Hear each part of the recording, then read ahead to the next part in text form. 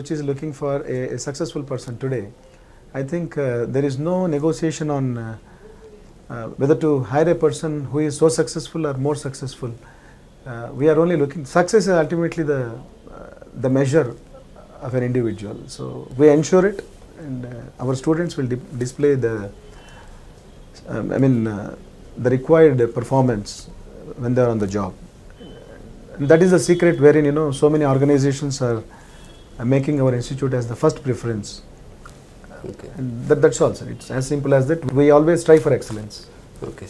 So what exactly is the selection process? How should a student get enrolled for Shiva Shivani Institute of Management? Yes, any graduate in any discipline who has secured a good percentile either in CAT, XAT, MAT, and also any of the entrance examination that is conducted by a state government, we accept the good scores in that entrance test along with their academics till their graduation level. And also we have our own way of screening the students, like we have a group discussion session, we have a personal interview session, and that's how we filter the students, and we try to get the best possible inputs to be the most useful outputs of the college, and who would be having no problem in getting a good placement. And more so, we will try to make them become more employable than bringing a job opportunity to the students. Okay, sir. For any discipline, for any course, the curriculum is very important. Sir. The curriculum should be on par with the changes that are happening in the industry that the students will enter into. Sir. So what measures does Shiva Shivani Institute of Management takes for updating the curriculum and designing the curriculum? Sir. The autonomous B schools, they have a freedom of defining their own curriculum. Okay. In the sense, we define the courses based on the requirement of the industry. It's not a rigid system, but at the same time, whatever we design for a batch, we follow for the batch for the next 2 years. In the process of designing the curriculum and deciding the subjects that we are going to teach the students, we have two advisory bodies. One is called the Academic Advisory Body, and also the other one is called the Board of Studies. Okay. If you see the structure of Academic Advisory Body, we have invited the seniors from the industry, because ultimately my student should be able to acquire that kind of knowledge and skill which is suitable to a specific industry. Right. Fine. It's not that he would go there and learn the skills. We would make our students as industry ready, like the moment they complete the job. So we design the curriculum based on the industry needs, which are definitely the inputs that we get from the Academic Advisory Board meetings. And we have a Board of Studies because we are an AICTE approved institute. AICTE has laid down certain rules and regulations, because there are some mandatory courses and some optional courses and some courses that we can definitely introduce based on the requirement of the industry and based on the trends in the economy. So what we do, we will also mix and match the suggestions given by both the committees, and we would design the curriculum for a given batch. Batch in the sense, the batch will be studying all these subjects for the next 2 years, Correct. the moment they enter the college. So that's how the curriculum will be designed. So to say, we have got the PGDM marketing program. Suddenly we realized that the marketing alone is not sufficient. We need a second specialization. So we made that marketing program as a dual specialization program. And we suddenly realized that HR people need a lot of interaction and a lot of exposure as to what's happening in the industry. So we have created something called a concurrent industry internship program, wherein the HR students, they spend 6 months in the industry, and on weekends they come and attend the classes in the college. It's a unique model which you don't find anywhere else. And similarly, we have something called a triple specialization program. That basic program is a PGDM program, in which we have introduced one major, one minor, and one sectorial. Sir, faculty can make or break the future of an institution. Yes, sir. So, what is the faculty profile of Shiva Shivani Institute? Now, if you rank the quality of the faculty, Okay. I am proud to say that we are number one.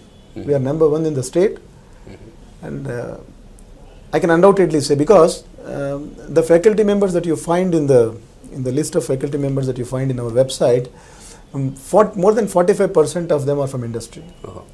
And the person who is migrating from industry to academia, He is not taking it as a profession, he is taking it out of his passion. So we are so passionate at our institute that we would like to impart all the skills and all the techniques that we have learned in the industry. So in that way, it has got two effects. Number one, the students know what to do, and the students also know what not to do. Right. Because normally most of the business schools talk about what is to be done in a business scenario, but we would also share our experiences where we would have gained experience out of our bad decisions.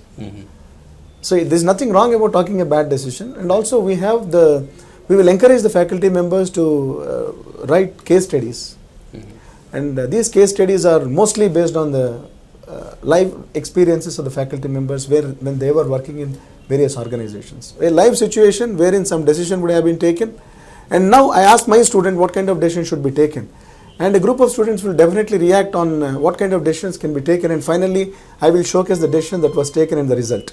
Sir, if you, you have mentioned about case studies. Yeah. The teaching methodologies have been changing very fast. Yeah. There are very revolutionary changes in that. Yes. So, what are the, changes that you have incorporated in your institute? Okay. We strictly follow the session plan that a teacher makes before the commencement of a trimester, because we have a trimester system, it's not a semester system. Okay. Trimester is, we make the students learn, how to be on toes always. Because we say that, corporate scenario is akin to the scenario of a forest, a jungle, wherein you will have to be always on your toes to be successful in life. So what the trimester system that we have designed, a student hardly finds any time for any recreation. Recreation in the sense, it's very difficult to really plan a day. Okay. But undoubtedly the students will get used to planning a day once they complete their first term. First term is always a shock to most of the students. So right. what we do in preparing the session plan, a teacher has to give some pre-reads to the students. A student has to come to the class with a pre-read, because we strongly believe that at post-graduation level a student has to come prepared and nothing will be taught in the class. A faculty member is a facilitator to the student in the learning process. We expect the student to understand, read and come to the class and express what he has understood, so that as a faculty member I facilitate the student to correct his understanding about a specific concept. And in a typical class, when I teach a concept, when the faculty members at SSIM teach a concept, they would definitely make the students come prepared with a scenario or with a piece of reading from a couple of textbooks, and or a case study that was given much in advance. So student would come in a typical class, student would definitely start arguing and discussing on the case study that was given, and finally it is the responsibility of the faculty member to derive the concepts that he would like to teach the student based on the case study which is given. So it is definitely an exciting moment in the class, both to the students and the faculty, that they would draw a lot of lessons from the case studies and the pre-reads that they do. Yes. Because the same paragraph read by the student and reread by the faculty would give better insights and new insights into the concepts. Yes, sir. Sir, students, particularly the management students today have to work in global companies or multinational companies. They will have to adjust themselves to various things like from cultural to economy and all. So, what measures does Shiva Shivani takes to prepare students to get adjusted to the global market? Fine. We conduct an international seminar in the name of Samaro. Okay. We conduct Sammelan and we conduct Samanvay, because these are all the situations wherein we try to bring out the leadership skills of the students. Fine. And also the crisis management. Say for example, suddenly typically for a particular program called Samanvay, if we are expecting some 150 students, suddenly there could be a rush of 300 students. It's a crisis situation. Right. So how to manage crisis? And I have seen most of the students spending sleepless nights also to really make the event a grand success. So by inculcating so many activities into the process, we will make the students get exposed to how to be a multitasking individual in a professional situation. So that's how my students are really take up any amount. I don't call it as stress, but they can take any amount of work. We will make them practice to accept any amount of challenges without losing heart or without getting depressed, and they don't know the meaning of the word called stress. Okay. So we also try to ensure that there are some stress busters in the process itself. Okay. So your side mentions that you take students on foreign tours and you make them learn even foreign languages. What is the need of learning a foreign language for a business student? So today in the competitive environment, I don't say that my students would be poets in German or French or Spanish or whatever foreign language we are teaching. But you see, you might have seen most of the politicians come and address the gathering in their own mother language, and so we feel excited. So there could be an incident wherein my student would be working for a multinational, visiting a foreign country. If the very first greeting, in their own language, that would have its own impact. Correct. So what we are trying to teach my students, our students in the campus, is the basic functional requirements or the functional knowledge of a particular language. Say the greeting and the cultural issues, how would you hand over the business card, how would you shake your hands, where you should stand in the front of your guest and how you should stand. So these are all the issues which are also taught to the students along with the foreign language.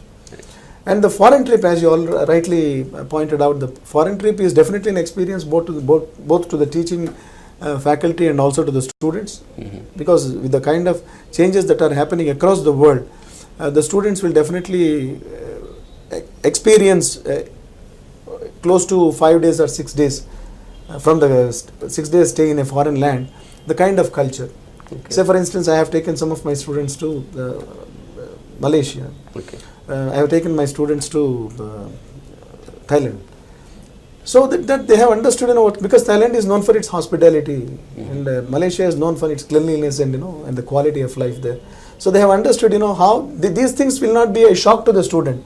Tomorrow when he happens to be the employee of a multinational company and then visit the foreign country, they would know, at least they will have a confidence that yes, I have visited a foreign country, so it is not a big deal if we want to go to a foreign country and strike a deal with a party.